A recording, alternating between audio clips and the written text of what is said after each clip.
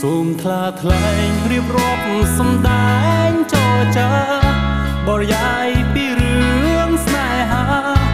ខ្សែចំការនឹងផ្កាជនបទអូនស្មោះនឹងបងក៏ស្នេហ៍អូនដែលឈរវីគ្រួសារក៏ព្រមយើងទាំងពីរតែតោះបងនេះមិនទាន់គ្រប់ថ្លៃជីវិតតលក្រខំត្រដោធ្វើការលាស្រុកលាស្រែចំការមកសងវាសនាឯក្រុងភ្នំពេញពីខែដំបងហើយនឹងអូនមិនដែលទៅមនិញព្រោះថ្ងៃយើងប្រឹងបំពេញការងារបដូរវិញនៅប្រាក់កំរៃមិនគួរឲ្យជឿថាគ្រប់អ្វីបែបប្រែប្រួលអស់ឃើញច្បាំងផ្ទាល់នឹងភ្នែកខ្ញុំមានគេដុកមុនអោបហើបញូកំឡុកទីក្រុងខ្សែក៏ធំពីចិត្តនារីតែបោកបញ្ឆោតឈោវីខ្លួនប្រាណតិចទី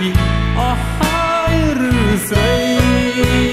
ទឹកភ្នែករាប់សែនលឺអូនបន្ថែមវាចាបងក្រអូនមិនត្រូវការមិនសមជីវ៉ាជាប្រាពលដីមិនខឹងអូនទេតែសំមីមេគិតផងណាស្រីពុកម៉ែនៅស្រែគេញរាល់ថ្ងៃរងចាំកូនស្រីវិលវ័យជុំគ្រួសារ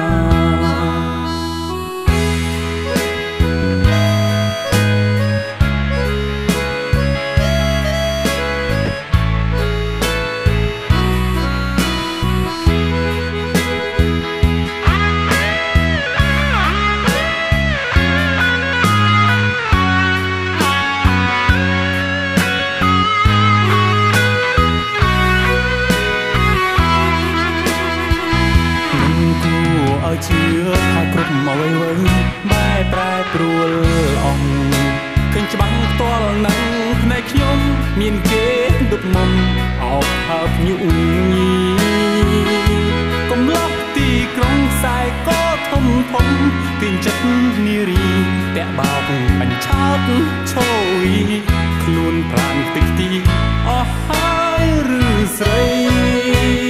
ទឹកភ្នែករាប់សែនលឺអូនបន្ថែមវាចា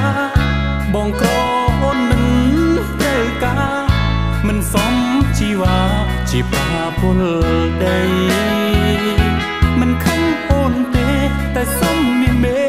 គិតផងណាស្រីពុកម៉ែនៅស្រែគេញរាល់ថ្ងៃរងចាំកូនស្រីវិលវ័យជុំគ្រួសារ